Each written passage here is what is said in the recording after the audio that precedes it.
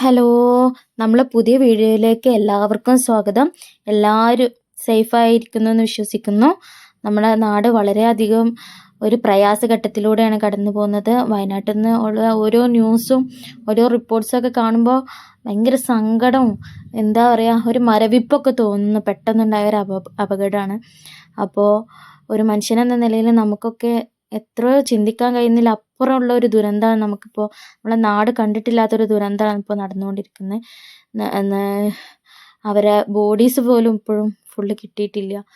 ചില പാർട്സൊക്കെ കിട്ടുന്നു. വളരെയധികം ഒരു മനുഷ്യൻ എന്ന നിലയിൽ നമുക്ക് കഴിയുന്നില്ല അതൊന്നും ആലോചിക്കാൻ. അവരെ സ്ഥാനത്ത് നിന്ന് ചിന്തിക്കുമ്പോൾ തന്നെ എന്തോ ഒരു മരവിപ്പ് പോലെ ഫീൽ ചെയ്യുന്നുണ്ട്.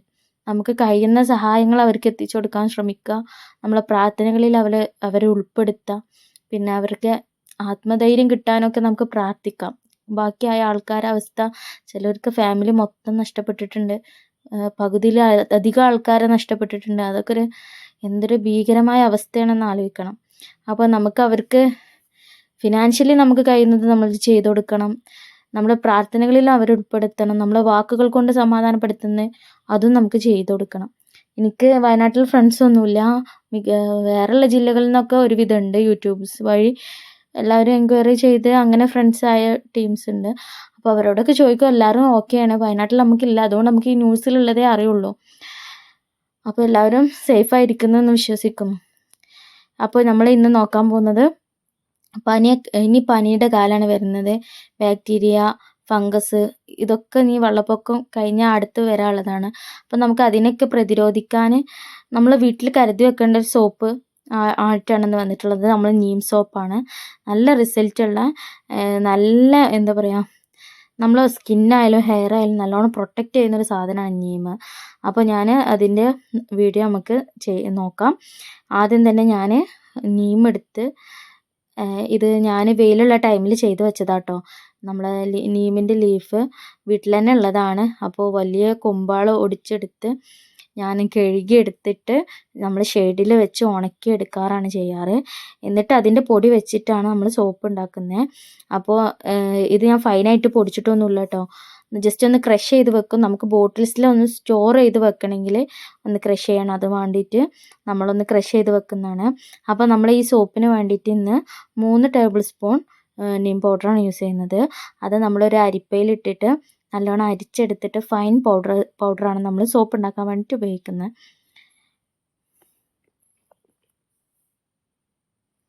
അപ്പോൾ നല്ലോണം തരിച്ചെടുക്കുക കേട്ടോ. ഇത് ഞാൻ തന്നെ വീഡിയോ എടുക്കുകയാണ്. ചില ടൈമിൽ എനിക്ക് വീഡിയോ എടുക്കാൻ ഉമ്മാനൊക്കെയാണ് ഏൽപ്പിച്ചത്. അപ്പോൾ ചില ടൈമിൽ ഞാൻ തന്നെ വീഡിയോ എടുക്കലും ഞാൻ തന്നെ ചെയ്യലായതുകൊണ്ടുള്ള കുറേ മിസ്റ്റേക്സ് ഉണ്ട്. അപ്പോൾ നിങ്ങൾക്ക് എന്തെങ്കിലും ഡൗട്ട് ഉണ്ടെങ്കിൽ ഞാൻ വാട്സപ്പ് നമ്പർ കൊടുത്തിട്ടുണ്ട്. അപ്പോൾ നിങ്ങൾക്ക് കോൺടാക്റ്റ് ചെയ്യാം കേട്ടോ. പിന്നെ അതേപോലെ ബേസ് എല്ലാതും നമ്മുടെ അടുത്ത് അവൈലബിൾ ആട്ടോ. അപ്പോൾ ഇതാ നമ്മുടെ പൗഡർ അരിച്ചെടുത്തിട്ടുണ്ട് കേട്ടോ. ഇനി നമുക്കിതിലേക്ക് കുറച്ച് ഇൻഗ്രീഡിയൻ്റ് ഒക്കെ ചേർക്കാനുണ്ട് കേട്ടോ. ഈ കാണുന്ന ഇൻഗ്രീഡിയൻ്റ് ഒക്കെ ആദ്യം നമുക്ക് ബദാം ഓയിൽ 1 ടേബിൾ സ്പൂൺ ഒഴിച്ചു കൊടുക്കണം. പിന്നെ വേണ്ടത് വിറ്റാമിൻ ഇ ഓയിലാട്ടോ. അതൊക്കെ ഞാൻ ഇപ്പോൾ ഒഴിച്ചിട്ടുണ്ട് കേട്ടോ. അത് ഞാൻ ഒഴിക്കുമ്പോൾ എനിക്ക് വീഡിയോ എടുക്കാൻ പറ്റാത്ത കാരണമാണ് അത് എടുക്കാൻ പറ്റാഞ്ഞത്. ഇനി നമുക്കിതിലേക്ക് 1 ടീസ്പൂൺ അലോവേര ജെല്ല് വേണം.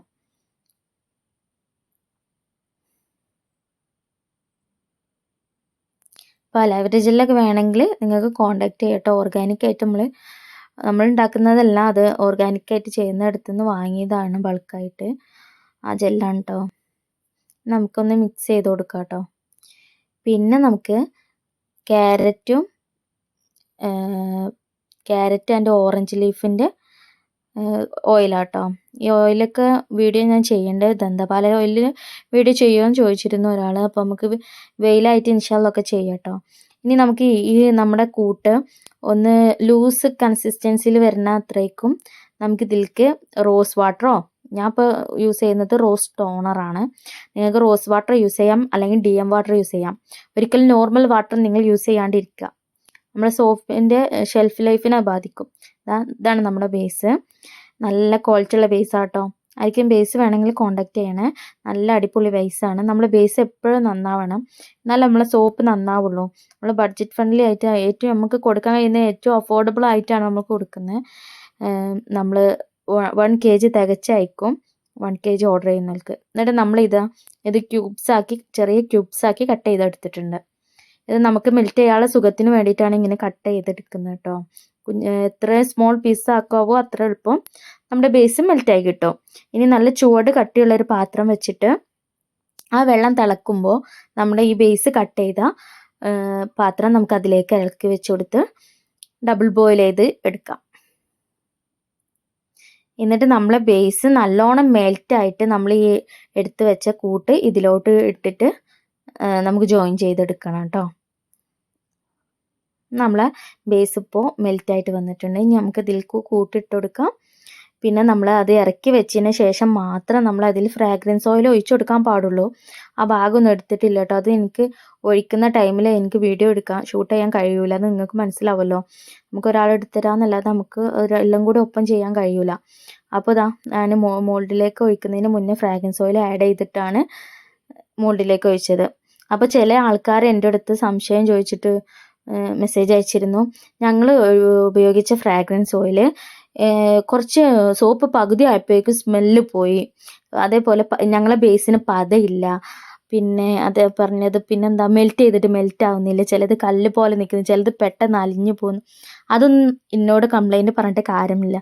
കാരണം എൻ്റെ അടുത്ത് നിന്ന് ഏത് പ്രൊഡക്റ്റ് നിങ്ങൾ വാങ്ങുന്നോ അതിൻ്റെ എന്തെങ്കിലും മിസ്റ്റേക്സോ കാര്യങ്ങളുണ്ടെങ്കിൽ എനിക്കത് ക്ലിയർ ചെയ്യേണ്ട ആവശ്യമുണ്ട്. നിങ്ങളിത് ആരെടുത്തുന്നെങ്കിലും എവിടുന്നേലും ഓൺലൈനിലായിട്ട് എന്തെങ്കിലും ചീപ്പ് പ്രൊഡക്റ്റ് വാങ്ങിയിട്ട് അതിൻ്റെ കംപ്ലയിൻസ് നമ്മുടെ അടുത്ത് വന്ന് പറഞ്ഞാൽ നമുക്ക് അറിയില്ല. എൻ്റെ പ്രൊഡക്റ്റിൽ എൻ്റെ ഫ്രാഗ്രൻസ് ഓയിൽ ആ സോപ്പ് എപ്പോൾ തീരും അതുവരെ അതിൻ്റെ ഫ്രാഗ്രൻസ് ഓയിൽ ഉണ്ടാവും എന്നുള്ളതിന് ഞാൻ ഗ്യാരൻറ്റിയാണ് കേട്ടോ.